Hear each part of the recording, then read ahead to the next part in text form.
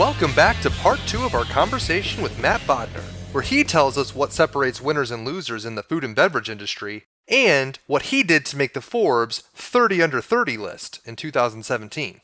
Keep it locked because part 2 is coming at you. Welcome to this edition of Peak Performance Podcast with your host, Thor Conklin. Thor will be sharing the necessary tools, strategies, and psychology you'll need to become a peak performer in any area of your life or business. Thor Conklin here. We give you the tricks, the tips, the tools, the strategy, the technology, and the psychology peak performers use in order to get more done and execute at the highest level. If you know what to do but struggle with getting it all done, or simply want to raise your game to the next level, this podcast is for you. Sit back and enjoy. Let's talk a little bit about the stuff that you're doing at Fresh Hospitality. We'll just skip it all around. I do want to get back to the 30 Under 30 and how that happened, and maybe this will lead into it. But at Fresh Hospitality, you're helping entrepreneurs grow restaurant chains. Is that correct?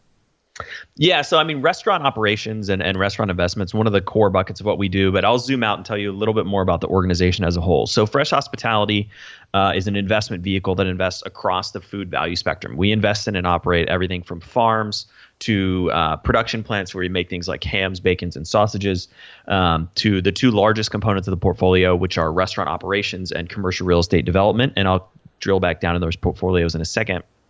And then we have a number of kind of service and support companies that do things like marketing, accounting, technology, et cetera, so that when we invest in a company, we bring all of those resources to the table and we can plug them into best-in-class technology package, accounting systems, et cetera, to help them manage their costs, to help them scale up more effectively. So within the restaurant vertical, which is one of the largest verticals that we invest in, we have a portfolio of about 18 different restaurant brands right now, comprising about 180 restaurant locations. And that's, sort of averages out to about 10 per concept, but it actually skews quite differently than that, to where the largest 2 or 3 concepts account for a vast majority of the unit count. So we have a concept called Taziki's Mediterranean Cafe that we invested when they had 3 units. We layered in kind of the technology and the systems to help them scale up and the capital to help them grow. Today they have about 75 stores. We invested in a concept, a juice bar concept called I Love Juice Bar. They had 2 units, similar story. We've scaled them up to about 50 locations now. We have a number of other kind of early stage companies on the other side of the spectrum that maybe still have 1 or 2 locations. We're kind of essentially sort of food or restaurant venture capitalists that invest in these early stage food and restaurant companies and help them scale up and grow to be larger concepts. And you take an equity position? Absolutely. Yeah. We, in many cases, take a majority position. We're very, we kind of act like private equity investors in the sense that we take a large equity stake and we're very hands-on in the operations of the businesses. But we invest in more of kind of a profile of a traditional venture capital in terms of being much more early stage. What separates the winners from the losers in that space? In the restaurant world? Yes. There's many, many things. Restaurants are an inherently complex business, but the interesting thing is I think restaurants have one of the highest failure rates of any business, right? Yes. And I think it's not that. I think it's definitely a piece of it is that restaurants are so complex because you're essentially running a full customer service business, like a full retail operation, i.e. like what a clothing store would be. But it's as if you're hand manufacturing the clothing on demand as soon as someone orders it, because you're running a full manufacturing and production operation in the kitchen in the back of the house as well. So you have to be diligent and skillful at 2 very different kind of operational skill sets, and they're merged into one holistic thing. And the average restaurant, and again, this is average. A lot of restaurants are more or less profitable than this. But the average restaurant, every dollar in sales, they make 5 cents in profit. So 5 pennies out of every dollar. So if you have that complex of a business and you screw up, 1 or 2 or 3 cents worth of expenses for every dollar, that can very easily go out the window. But the thing that compounds the failure rate even more so is that you have food is very approachable, right? Many people cook 2 or 3 times a day. Everybody can kind of at least cook a few things for themselves or even throw something in the microwave. And so, and you have many, many people who cook amazing, like, you have a friend who cooks incredible beef brisket, right? Or you go over to his house, he's got the best ribs ever, right? The thing is, having an amazing recipe has almost no correlation with being able to operate a successful restaurant. But because it's so approachable and people do it in their everyday lives, I think more than average, you get a lot of kind of amateur, non-professional operators in the restaurant space that end up getting in because of a love of food or because they, are really passionate about grilling out on the weekends or whatever, and then they get in way over their head. And so I think those two things really compound tremendously the failure rate. And just to kind of answer more completely what separates the winners from the losers, I think that the losers are kind of on that side of the bracket. I think winners focus on systems and processes, right? That's really what differentiates people in the restaurant business. I mean, you have to have a concept that's on trend. You have to have something that resonates with consumers, provides valuable product at a reasonable price. But the thing that's going to really separate people who are making a 5 cents on the dollar from 15 or 20 cents on the dollar is people who are operating really effective systems. And that's one of the things that we focus relentlessly on is using cutting edge technology, very close cost and accounting controls to really hone in on those systems and operate restaurants as profitably as possible. Yeah, because every day your raw materials are spoiling. The longer time goes. It's like we look at quick. Yeah, we look at it like counting cards in blackjack, essentially. And so forecast, right? You're kind of screwed on either end of the spectrum. So either you overproduce to meet demand on a given day, and then you have to throw out all the food, or you underproduce and then you run out and then you miss out on sales opportunities, and so your revenue gets cut short. And so the ideal is basically to produce exactly enough to serve exactly the amount of people you have and then not have any waste. But even the most successful restaurants in the country operate with 1 to 3% waste on their P&L. And trimming down that waste number is a huge way to generate savings, especially if you're kind of looking at a larger system that has dozens of units, doing tens or hundreds of millions of dollars in revenue. Like 1 to 3% savings can be very impactful. But yeah, I mean, I think fundamentally it's all about really honing in on those systems. And that's what we're just fanatical about that.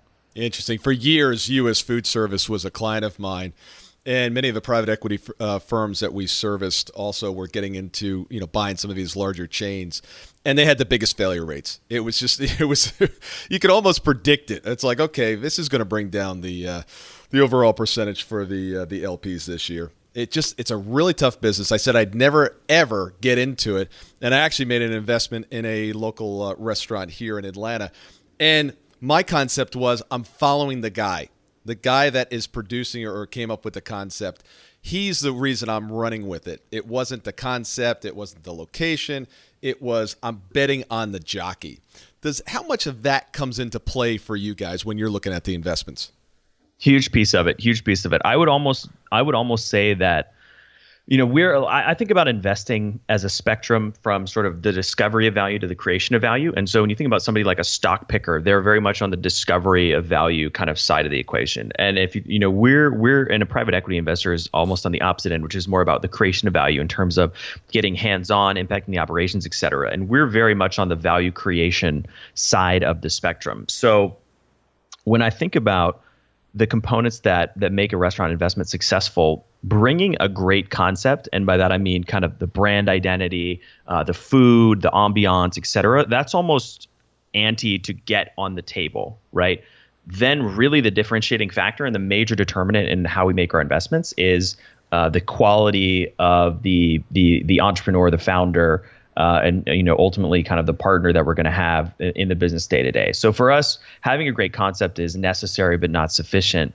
Really, the thing that makes the biggest difference is having great people and great partners or founders to invest in. Let me ask you this, because this has always bothered me with the restaurant business, and that is I always find that the owners, and not talking about a chain, but individual higher end restaurants, the amount of the build out seems in so many cases so excessive. Is that something that you see that's indicative in the restaurant business, or is it just me saying, okay, I would never spend $2.2 million to build out a restaurant in somebody else's space? Yeah, I mean, we don't play in the high end space, so we basically play in the fast casual segment, which is if you think about concepts like Panera Bread or Chipotle or we're a little bit higher end than that, but very similar kind of service model and square footage. We have a saying in the restaurant business, which is feed the classes, live like the masses, and feed the masses, live like the classes. And so basically what that means, right, is fine dining is a really tough business and very high build out. It's it's harder to scale and grow and build multi-units. And so we try to stay away from that conundrum in general and just stick to stuff that's really simple, easy, and can be scaled more rapidly. And what are the build-outs normally in one of your chains? What do they generally run for a build-out? It varies dramatically by concept, but I would say, sort of a juice bar concept or something that's a smaller footprint could be a couple $100,000 versus probably the larger end of the spectrum, maybe $1 million, $1.5 million. Got it. Now, we started this question 30 minutes ago with, tell us about 30 under 30, and we've taken a path down the left side of the right side. Bring us back to 30 under 30. How did it all happen? So the biggest thing to get on the Forbes 30 under 30 list was, and this is a recurrent kind of mental model or strategy that I think about a lot, and it goes back to what I was actually talking about before we got way derailed, which is this idea of, I look at people who've achieved what I want to achieve and I figure out how they did it, right? That's the most obvious and simple way in any case is like, okay, I'm not the first person who wants to do this or who has done this.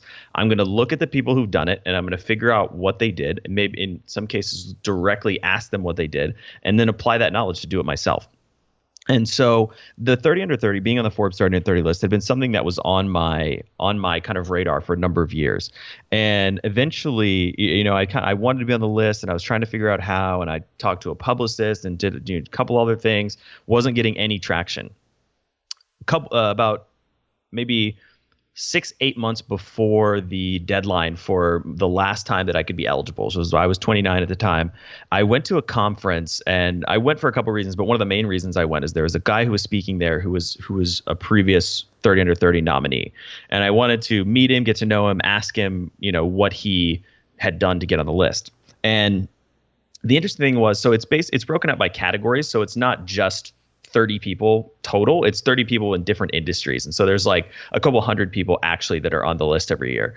And he was in a category that's nothing to do with the category that I was in. But anyway, I basically went to his session at the conference, sat through it, which had nothing to do with my business or kind of why I was there. But I sat through his whole presentation. And afterwards, I came up to him and I waited kind of for most of the people to clear out and went up to him and was like, hey, man, really curious. How did you get on the Forbes 30 under 30 list? I really am interested in getting on it. Like, what do you need to do? And what were you able to do to get on it?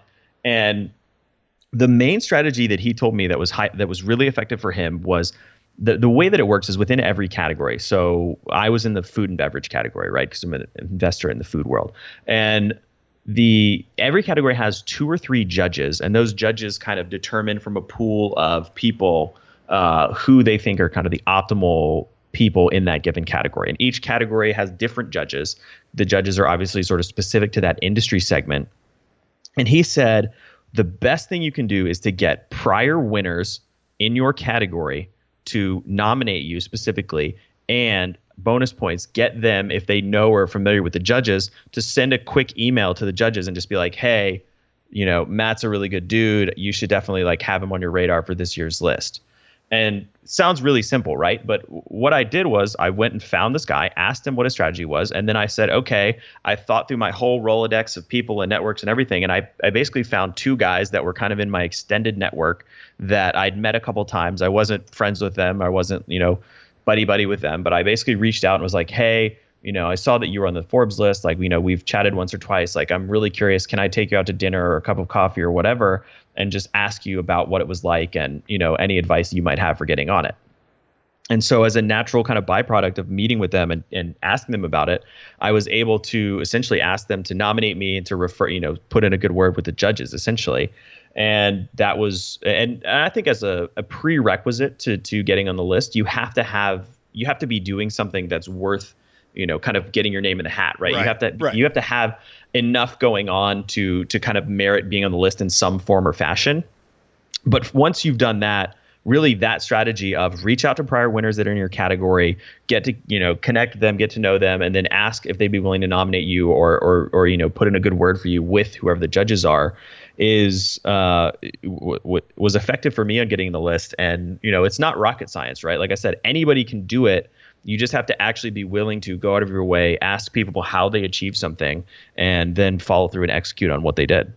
Great advice. And you got to get on somebody's radar. Just you thinking that whatever you're doing is so exceptional that the world ought to know about you may not be enough. You've got to get on people's radar. So well done. If you're not getting the results you want and need, I guarantee no one's holding you accountable. Now, let's face it. Who really wants to be held accountable? Not me, right? Nobody. Why would you want to be held accountable? It's not part of our nature. However, if you want to get exceptional results, you must be held accountable. For $95 a month, our team will hold you accountable to those goals that you want to accomplish in any given month. If you don't like it, ask for your money back. But truly, if you're not getting the results, it's because no one's holding you accountable. The only question is, are you willing to step up? Stay tuned for part 3 of our talk with Matt, where he tells us the business lessons you'll learn from playing poker and why meditation will make you a better person. I'll see you guys on another edition of Peak Performers Podcast.